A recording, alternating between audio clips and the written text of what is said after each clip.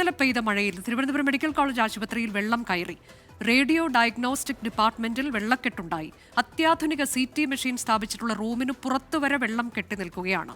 മേഘന മുരളി വിവരങ്ങളുമായി. മേഘന, ഇതിനു മുൻപും വലിയ മഴയുണ്ടാകുമ്പോൾ നമ്മൾ കേട്ടിട്ടുണ്ട് ആശുപത്രിയിൽ വെള്ളം കയറുന്നു എന്നൊക്കെയുള്ളത്. ഇപ്പോഴത്തെ സാഹചര്യം എന്താണ്?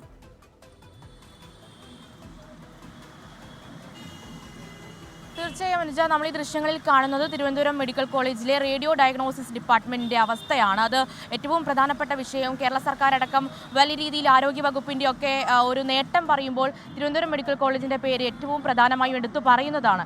അവിടെയാണ് ഇന്നലെ മാത്രം പെയ്ത, അതായത് തിരുവനന്തപുരം ജില്ലയിലടക്കം ഇന്നലെ ഒരു 4-5 മണിക്കൂറായിരുന്നു മഴയുണ്ടായിരുന്നത്. ഇന്നലെ മാത്രം പെയ്ത മഴയിൽ ഒരു ചോർച്ചയുണ്ടാകുന്നു. തിരുവനന്തപുരം മെഡിക്കൽ കോളേജിലെ ഈ റേഡിയോ ഡയഗ്നോസിസ് ഡിപ്പാർട്ട്മെന്റിന്റെ പുറത്തെ കോറിഡോർ വരെ ഈ വെള്ളം കയറുന്ന ഒരു സാഹചര്യം ഉണ്ടാകുന്നത്. അത് ഈ വെള്ളക്കെട്ടിന് ഇപ്പോൾ ചെറിയൊരു പരിഹാരമുണ്ടെങ്കിലും രാവിലെ വരെ ഈ വെള്ളം ഇങ്ങനെ കെട്ടി നിന്നു എന്നുള്ളതാണ് ഏറ്റവും പ്രധാനപ്പെട്ട കാര്യം. അതിൽ ഈ CT മെഷീൻ സ്ഥാപിച്ചിരിക്കുന്ന റൂമിന് പുറത്തു വരെ വെള്ളം കയറി. അതിൽ ഏറ്റവും പ്രധാനമായി പറയുന്നത് ഈ CT മെഷീനുമായി ബന്ധപ്പെട്ട് ഒരു UPS ബാറ്ററികൾ 50ഓളം ബാറ്ററികൾ ഈ മെഷീൻ സ്ഥാപിച്ചിരിക്കുന്ന റൂമിൽ സ്ഥാപിച്ചിട്ടുണ്ട്. അതുകൊണ്ട് തന്നെ ഇതിൽ ഏതെങ്കിലും തരത്തിൽ ഈ വെള്ളം അകത്തേക്കോ അല്ലെങ്കിൽ ഈർപ്പം ഈ റൂമിനകത്തേക്ക് കയറുകയാണെങ്കിൽ വലിയ തരത്തിൽ പൊട്ടിത്തെറിക്കോ അല്ലെങ്കിൽ ഒരു ഷോർട്ട് സർക്യൂട്ടിന് വരെ സാധ്യത ഉണ്ടായേക്കാം.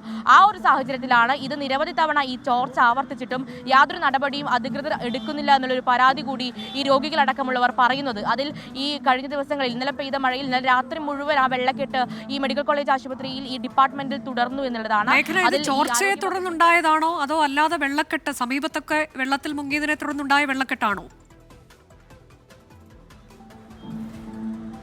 അനുജ, ഇത് ഈ കെട്ടിടത്തിന്റെ ചോർച്ചയുമായി ബന്ധപ്പെട്ടാണ് ഇവിടെ വെള്ളം കയറിയത് എന്നുള്ളതാണ് നമ്മൾ മനസ്സിലാക്കുന്നത്. അത് ഈ സമീപ പ്രദേശങ്ങളിൽ വെള്ളം കയറി ഈ ഡിപ്പാർട്ട്മെന്റിലേക്ക് വെള്ളം കയറിയതല്ല, മറിച്ച് ചോർച്ചയാണ് ഉണ്ടായിട്ടുള്ളത് എന്നുള്ളതാണ് നമ്മൾ മനസ്സിലാക്കുന്നത്. അങ്ങനെയാണ് രോഗികൾ പറയുന്നത്. അതാണ് നമുക്ക് ദൃശ്യങ്ങളടക്കം കാണുന്നത്. അതുതന്നെയാണ് ഇതിന്റെ ഏറ്റവും വലിയൊരു ഗുരുതര സ്വഭാവം കാണിക്കുന്നതും. കാരണം ഈ മെഡിക്കൽ കോളേജ് അടക്കം വലിയ രീതിയിൽ കോടിക്കണക്കിന് രൂപ ചെലവഴിച്ചാണ് കഴിഞ്ഞ കാലങ്ങളിലടക്കം നവീകരിച്ചിട്ടുണ്ടായിരുന്നത്, വികസനത്തിന്റെ ഭാഗമാക്കിയിട്ടുണ്ടായിരുന്നത്. അവിടെയാണ് ഈ ഡിപ്പാർട്ട്മെന്റ് ഇങ്ങനെ നിലനിൽക്കുന്നു, അല്ലെങ്കിൽ രോഗികൾ പലതവണ പരാതിപ്പെട്ടിട്ടും ഈ ഒരു വിഷയം ഉണ്ടാകുന്നു എന്നുള്ളത് അതും ചോർച്ച പരിഹരിക്കാൻ നടപടി ഉണ്ടാകുന്നില്ല എന്നുള്ളത് ഗൗരവതരമാണ്. മേഘന, ഈ വെള്ളക്കെട്ട് മാറ്റാൻ ഒരു നടപടിയിലേക്കും ആശുപത്രി അധികൃതർ പോകുന്നില്ലേ?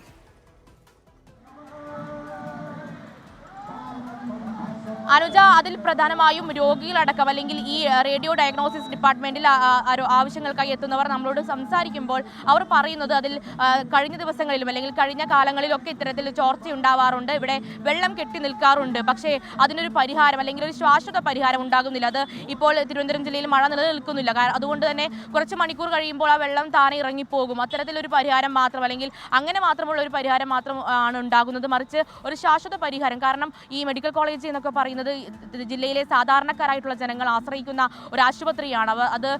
അവർക്ക് ഏക ആശ്രയമായിട്ടുള്ള ആശുപത്രിയാണ്. അവിടെ ഈ ഒരു സാഹചര്യം ഉണ്ടാകുമ്പോൾ അത് ഗുരുതര സ്വഭാവം തന്നെയാണ് കാണിക്കുന്നത്. അത് ഒരു പരിഹാരം, ശാശ്വത പരിഹാരത്തിലേക്ക് എത്തുന്നില്ല. ഇപ്പോൾ നമ്മൾ മെഡിക്കൽ കോളേജ് സന്ദർശിക്കുകയാണെങ്കിൽ വെള്ളം ഇറങ്ങിയിട്ടുണ്ടാകും. കാരണം തിരുവനന്തപുരം ജില്ലയിൽ ഇപ്പോൾ മഴ പെയ്യുന്നില്ല. പക്ഷേ അടുപ്പിച്ചൊരു മണിക്കൂർ 2-3 മണിക്കൂർ മഴ പെയ്താൽ റേഡിയോ ഡയഗ്നോസിസ് ഡിപ്പാർട്ട്മെന്റിന്റെ അവസ്ഥ ഇതാണ്.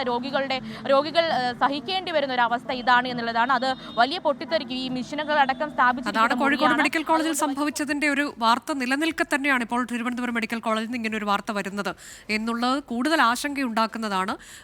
CT വിഭാഗം ആ മെഷീൻ സ്ഥാപിച്ചിട്ടുള്ളതിന് തൊട്ട് അടുത്ത വരെ വെള്ളം എത്തി നിൽക്കുന്നു. ചോർച്ചയാണ് ഇതിന് കാരണം എന്നതാണ് രോഗികൾ കുറെ കാലമായി പരാതിപ്പെടുന്നു. പക്ഷേ അത് പരിഹരിക്കാനുള്ള നടപടിയിലേക്ക് അധികൃതർ പോകുന്നില്ല എന്നുള്ളതാണ് ഗൗരവതരം.